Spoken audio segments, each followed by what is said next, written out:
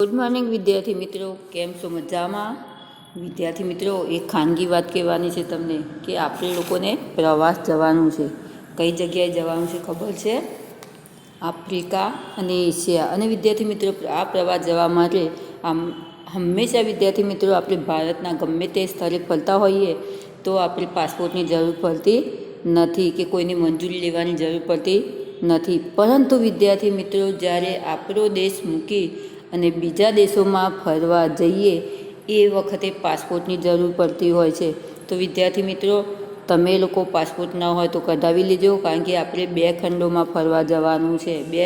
બે ખંડના પ્રવાસે જવાનું. 2 ખંડ એટલે કે કેટલા દેશો થશે વિદ્યાર્થી મિત્રો? કમસે કમ એકાદ મહિનો તો ફરવામાં થઈ જશે હો ને.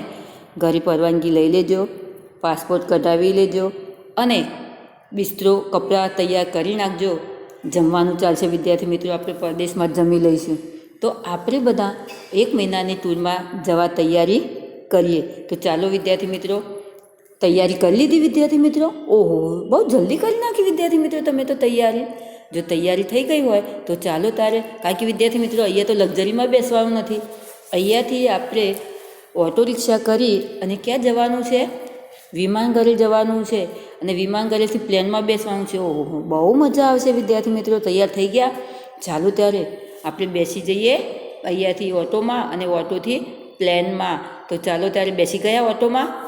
બિસ્તરો બરાબર કમ્પ્લીટ ગણીને લીધો છે ને? તો ચાલો ત્યારે આપણે બધા પહોંચીએ પ્લેનમાં બેસવા માટે. અને પહેલી મુસાફરી ક્યાં કરીશું વિદ્યાર્થી મિત્રો? આફ્રિકાની. અને ત્યારબાદ કઈ કરીશું? એશિયાની. કારણ કે વિદ્યાર્થી મિત્રો એશિયા એ આપણો ખંડ કહેવાય, કારણ કે ભારત દેશ કયા ખંડમાં આવેલો છે? એશિયા ખંડમાં આવેલો છે. તો ચાલો આપણે આફ્રિકા અને એશિયા ફરીને આવીએ. પ્લેનમાં બેસી ગયા? લાઈનમાં બેસજો, મસ્તી કરતા નહીં. ચાલો ત્યારે હવે ફરવા નીકળી પડીએ. વિદ્યાર્થી મિત્રો, આફ્રિકન સફારી. અમદાવાદ શહેરમાં વિશ્વ પ્રવાસ મેળાનું આયોજન થયું હતું.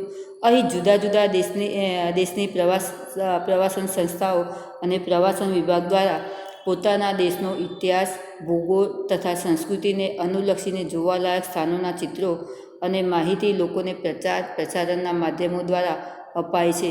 રાજુ પણ મમ્મી પપ્પા સાથે જોવા ગયેલો. ત્યાં અમે આફ્રિકા વિભાગમાં ઘણું બધું અવનવું જાણ્યું.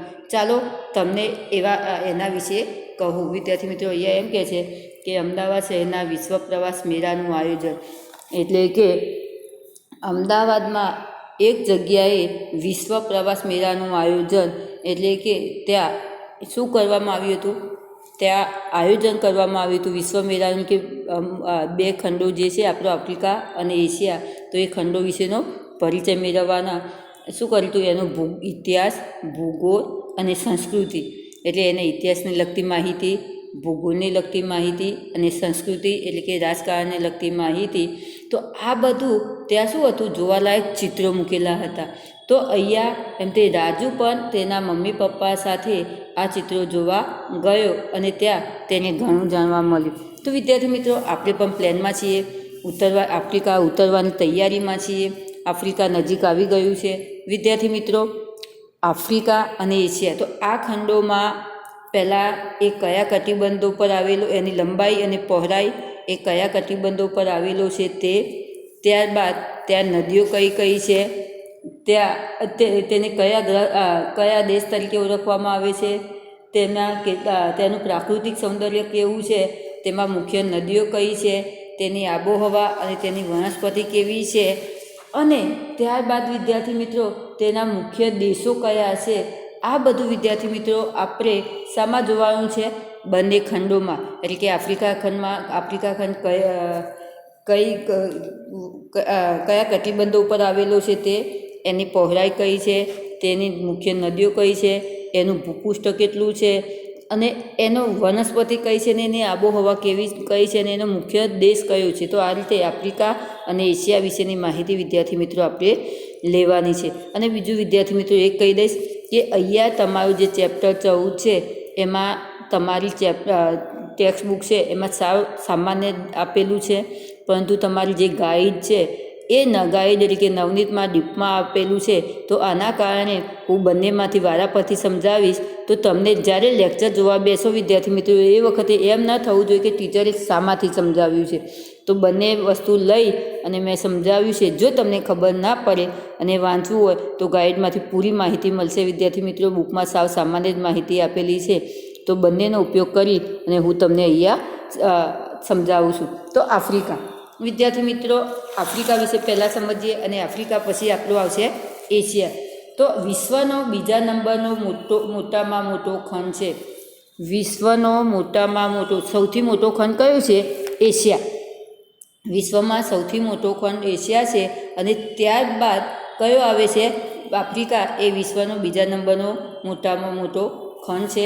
હવે તેની લંબાઈ, આફ્રિકા ખંડની લંબાઈ અને પહોળાઈ કેટલી છે? લગભગ સરખી છે. એમ કે આફ્રિકા ખંડની લંબાઈ અને પહોળાઈ લગભગ સરખી છે.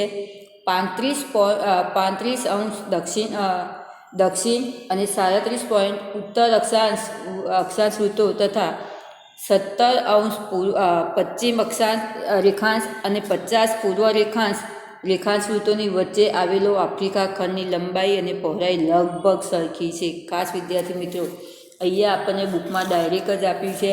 એની અંદર કેટલા ઋતુ વચ્ચે આવેલું છે એ એટલેથી સ્ટાર્ટિંગ નથી આપેલું.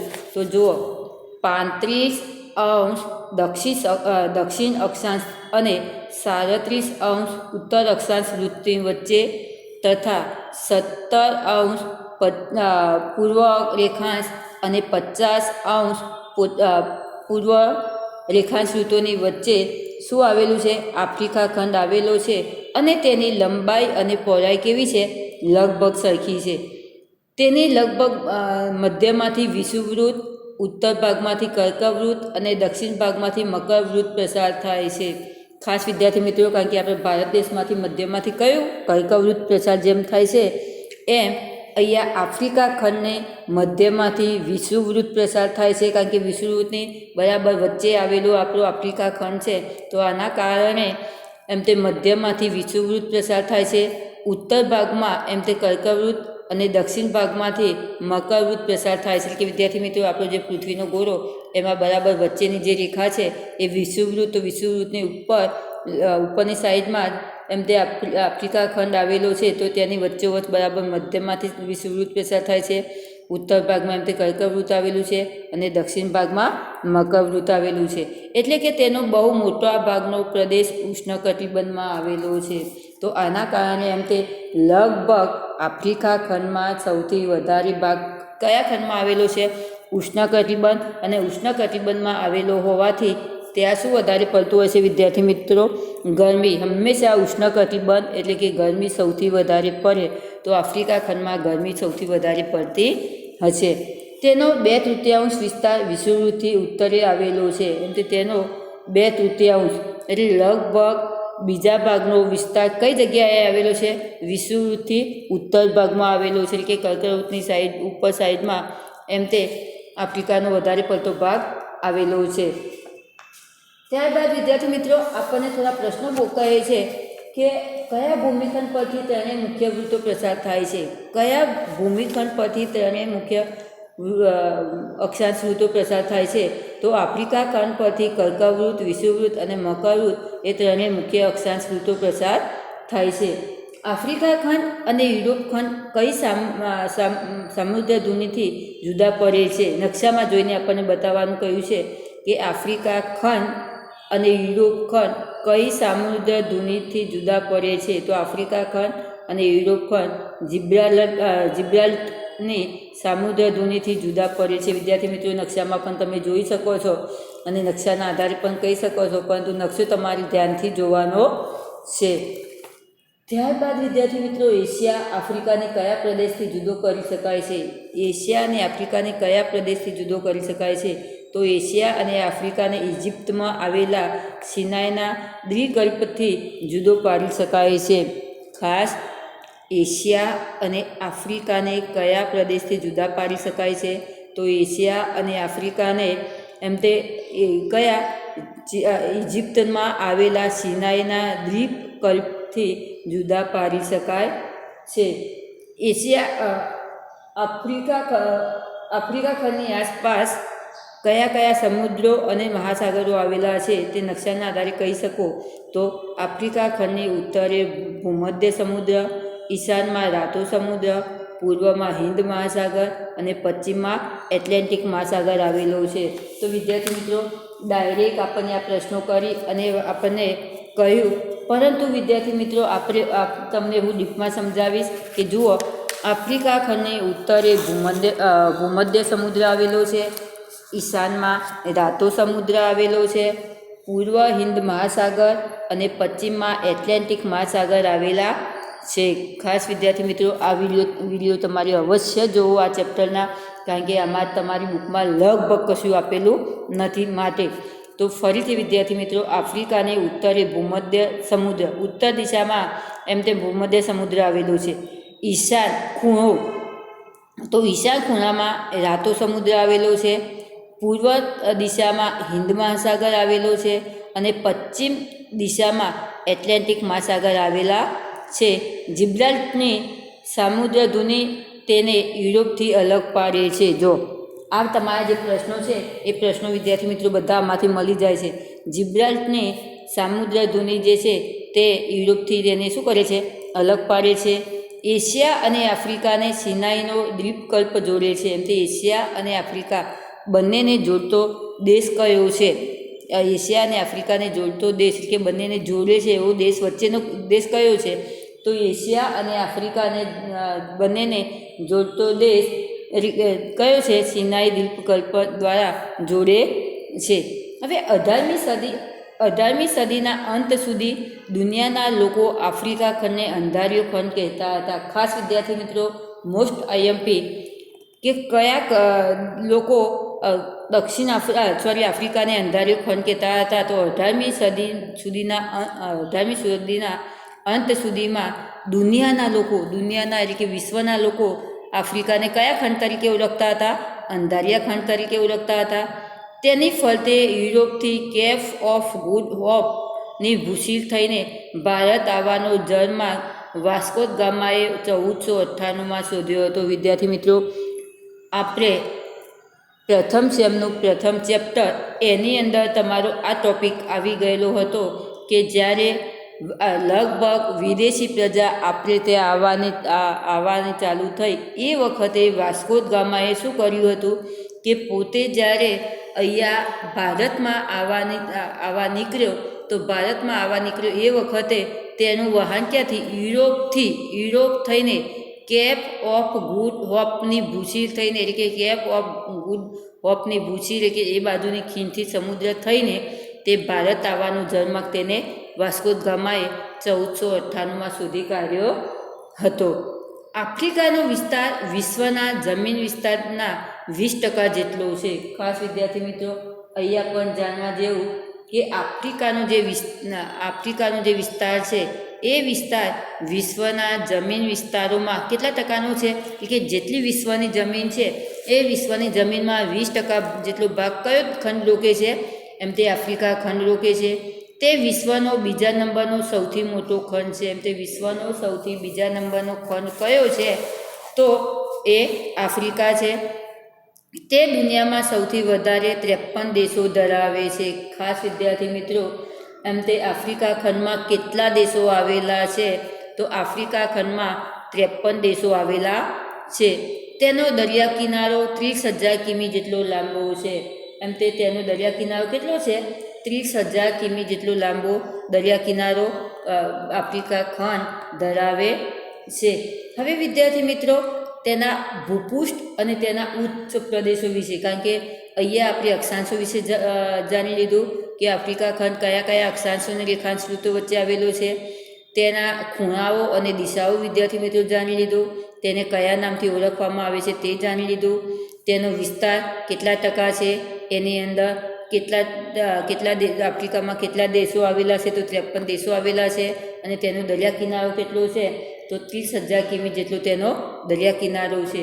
હવે તેનું ભૂપૃષ્ઠ અને તેનું ભૂપૃષ્ઠ વિશે વિદ્યાર્થી મિત્રો જાણીએ તો આફ્રિકાનું ભૂપૃષ્ઠ મોટાભાગે ઉચ્ચ પ્રદેશોનું બનેલું છે. ખાસ વિદ્યાર્થી મિત્રો, આફ્રિકાનું જે ભૂપૃષ્ઠ છે એટલે કે તેનો ભૂપૃષ્ઠનો વિસ્તાર છે, જમીનનો વિસ્તાર છે એ કેટલો છે, એમ તે વધારે પડતો ઉચ્ચ પ્રદેશો એટલે કે કેવા જે પર્વતોનું જેવું કહેવાય, પર્વતોને ઢોળાવો જેવું કહેવાય તે વિદ્યાર્થી મિત્રો.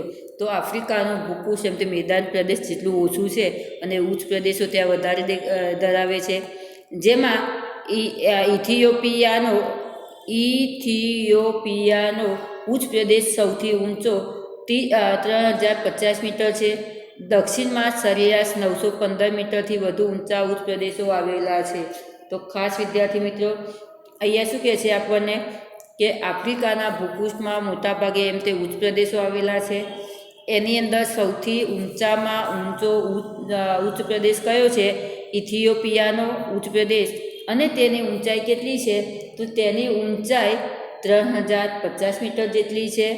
દક્ષિણમાં સરેરાશ 915 મીટરથી વધુ ઊંચા ઉચ્ચ પ્રદેશો આવેલા છે.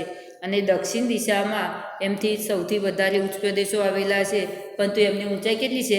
915 કે 900 અને 1000ની વચ્ચેની છે. આફ્રિકાના વાયવ્ય ભાગમાં એટલાસની ગિરિમાળા છે. જો વિદ્યાર્થી મિત્રો, આફ્રિકાના વાયવ્ય ખૂણામાં શું આવેલું છે? એટલાસની ગિરિમાળા આવેલી છે.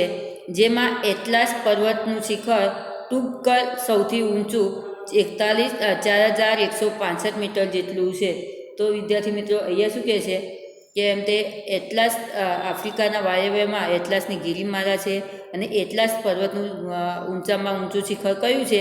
કેમ આપણું હિમાલય વિદ્યાર્થી મિત્રો આવે છે, એમ અહીંયા એમ તે તેનું ગિરિમાળાનું શિખર એમ એટલા જ છે.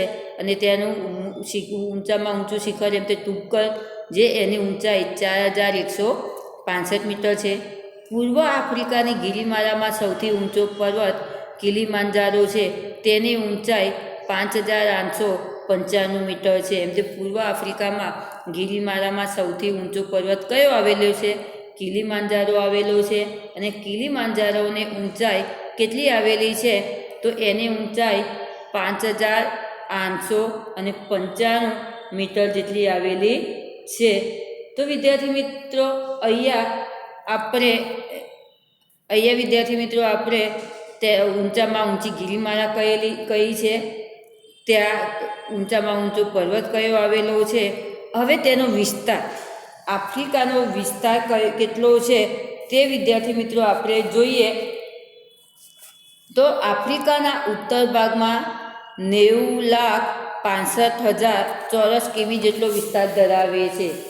90,65,000 જેટલો ચોરસ કિમી જેટલો વિસ્તાર ધરાવે છે.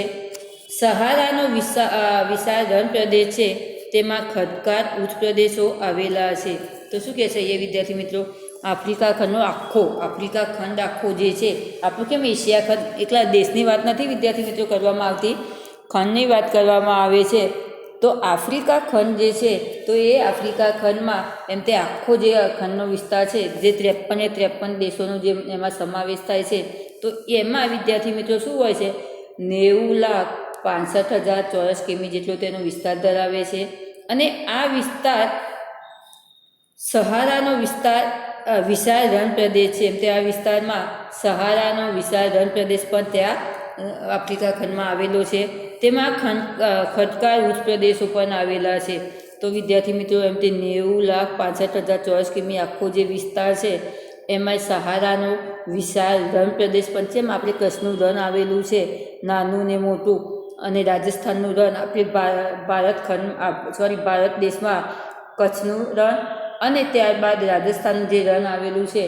એ જ રીતે અહીંયા વિદ્યાર્થી મિત્રો આફ્રિકા ખંડમાં એમ તે 90,65,000 જેટલો વિસ્તાર જે ધરાવે છે, એમાં સહારાના રણનો વિશાળ રણ પ્રદેશ છે. અને તેમાં ખદકાર ઉચ્ચ પ્રદેશો પણ આવેલા છે. હવે વિદ્યાર્થી મિત્રો પૂર્વ આફ્રિકામાં વિશ્વની સૌથી લાંબી ફાટ ખીણ છે. એમ તે પૂર્વ વિસ્તાર જે છે, તો પૂર્વ વિસ્તારમાં સૌથી લાંબામાં લાંબી ફાટ ખીણ છે. જેમાં ટાંગાનિયકા, મલાવી, નેરકેન્યાસા, તુર્કાના વગેરે સરોવરો રચાય છે. તો આ ફાટ ખીણની અંદર વિદ્યાર્થી મિત્રો કેટલી લગભગ શું કહે છે અહીંયા, પૂર્વ આફ્રિકાના પૃથ્વીના આંતરિક હિલચાલને લીધે લગભગ 128 કિમી લાંબી ફાટકીન આવેલી છે. જો અહીં તમને બુકમાં આપેલી છે વિદ્યાર્થી મિત્રો કે અહીંયા એમ તે પૂર્વ આફ્રિકામાં પૃથ્વીની આંતરિક હિલચાલને કારણે ત્યાં એમ તે 128 કિમી લાંબી ફાટકીની રચના થઈ છે. આ ફાટકીન વિશ્વની સૌથી લાંબી ફાટકીન છે. એમ તે સૌથી મોટામાં મોટી ફાટકીન કઈ છે? આયરી ફાટકીન છે. કઈ ફાટકીન છે વિદ્યાર્થી મિત્રો? આપણને બુકમાં નામ નથી આપેલું, પરંતુ તમને ગાઈડમાં નામ આપેલું છે કે ટાંગાનિયકા અને મલાવી. આ જે છે સૌથી લાંબામાં લાંબી ફાટકીન આવેલી છે. અને આ ફાટકીનના કારણે વિદ્યાર્થી મિત્રો કયા કયા સરોવરની રચના થાય છે? તો અહીંયા તેમાં પાણી ભરાવાથી વિક્ટોરિયા, ચાર, ટાંગાનિકા સરોવરની રચના થાય છે. વિદ્યાર્થી મિત્રો ગાઈડમાં તમારું નામ તમને લખતા નહીં ફાવે એવું, પરંતુ અહીંયા તમને લખતા ફાવે એવા એમ કે વિક્ટોરિયા, ચાડ અને ટાંગાનિકા જેવા સરોવરની રચના થાય છે. કયા કારણે? આ લાંબી ફાટકીન છે તો આ ફાટકીનના કારણે ફાટકીનમાં પાણી ભરાય છે અને ફાટકીનમાં પાણી ભરાવાથી એમ તે વિક્ટોરિયા, ચાડ અને ટાંગાનિકા સરોવરની રચના થાય છે. હવે નદીઓની વાત કરીએ વિદ્યાર્થી મિત્રો તો નદીઓમાં આફ્રિકામાં મોટાભાગની નદીઓ મધ્યના ઉચ્ચ પ્રદેશોમાંથી નીકળી અને સમુદ્રને મળે છે. એમ તે આફ્રિકાની મોટા ભાગની નદીઓ મધ્યના ઉચ્ચ પ્રદેશમાંથી નીકળીને સમુદ્રને મળે છે. અને ઘણી બધી નદીઓ અંતસ્થ પણ છે. એમ તે ઘણી બધી નદીઓ કેવી છે? અંતસ્થ પણ નદીઓ છે. તો અંતસ્થ નદી કોને કહેવાય વિદ્યાર્થી મિત્રો? કે જે નદી પોતે પર્વત ઉપરથી નીકળી કાં તો ઉચ્ચ પ્રદેશ ઉપરથી નીકળી અને સમુદ્રને મળે નહીં અને રણના પ્રદેશોમાં કે એમાં સમાઈ જતી હોય તેવી નદીઓને કેવી નદીઓ કહેવામાં આવે છે? અંતસ્થ નદીઓ કહેવામાં આવે છે. તો આફ્રિકાને એમ તે મોટાભાગની નદીઓ ઉચ્ચ પ્રદેશોમાંથી નીકળે છે અને લગભગ મોટાભાગની નદીઓ સમુદ્રને મળે છે. પરંતુ અહીંયા એમ તે અમુક નદીઓ જે છે તે અંતસ્થ પણ નદીઓ છે. કારણ કે વિદ્યાર્થી મિત્રો આપણી પણ અંતસ્થ નદીઓ કઈ છે? બનાસ, સરસ્વતી અને રૂપેણ. આપણી જે નદીઓ છે આ નદીઓ એ અંતસ્થ નદીઓ કહેવામાં આવે છે. તો ખડકાળ પ્રદેશને લીધે જળમાર્ગમાં પણ બહુ ઉપયોગી નથી. એમ તે ખડકાળ પ્રદેશને લીધે આ નદીઓ જે છે એ જળમાર્ગ માટે પણ બહુ ઉપયોગી નથી, પરંતુ જળધોધને લીધે જળ વિદ્યુત માટે ઉપયોગી છે. તો આ જે ઉચ્ચ પ્રદેશમાંથી નીકળતી નદીઓ છે વિદ્યાર્થી મિત્રો, તો આ નદીઓ એમ તે જળમાર્ગ એટલે કે વહી અને લોકોના ઉપયોગમાં આવતી નથી, પરંતુ એના લીધે જે જળધોધ ઊંચેથી પડીને નીચે પડે છે તો આના કારણે જળધોધની રચના થાય છે. અને જળધોધની રચનાને કારણે જળ વિદ્યુત માટે આ નદીઓ ખાસ ઉપયોગી છે. આફ્રિકાની મુખ્ય નદીઓમાં નાઇલ, કોંગો, નાઇજર, જાંબેરી આ મુખ્ય નદીઓ છે. ખાસ વિદ્યાર્થી મિત્રો મુખ્ય નદીઓ કઈ છે? તો નાઇલ, કોંગો, નાઇજર અને જાંબેરી જે છે એ મુખ્ય નદીઓ છે. જ્યારે સરોવરોમાં ન્યાસા, વિક્ટોરિયા, રુડોલ્ફ અને ચાદ વગેરે કયા છે? મુખ્ય એમ તે સરોવરો છે. તો ફરીથી વિદ્યાર્થી મિત્રો આફ્રિકાની મુખ્ય નદીઓ એમાં નાઇલ સૌથી મોટી અને લાંબામાં લાંબી નદી, દુનિયાની લાંબામાં લાંબી નદી કહેવાય છે વિદ્યાર્થી મિત્રો. તો નાઇલ નદી, કાંગો, નાઇજર અને જાંબેરી આ મુખ્ય નદીઓ છે. સરોવરમાં ન્યાસા, વિક્ટોરિયા, રુડોલ્ફ અને ચાદ વગેરે એના મુખ્ય સરોવરો છે. હવે વિદ્યાર્થી મિત્રો નાઇલ નદી વિશે થોડું સમજી લઈએ કે નાઇલ નદી જે છે એ દુનિયાની સૌથી લાંબામાં લાંબી નદી છે. કે આપણા વિશ્વમાં સૌથી મોટી અને લાંબી નદી કઈ છે? તો નાઇલ નદી છે. તેની લંબાઈ 6436 કિમી છે. ઇથોપિયાના ઉચ્ચ પ્રદેશમાંથી નીકળી સુદાન અને ઇજિપ્તમાંથી વહીને ભૂમધ્ય સમુદ્રને મળે છે. તો વિદ્યાર્થી મિત્રો એ શું કહે છે? લાંબામાં લાંબી નાઇલ નદી છે સૌથી લાંબામાં લાંબી નદી છે.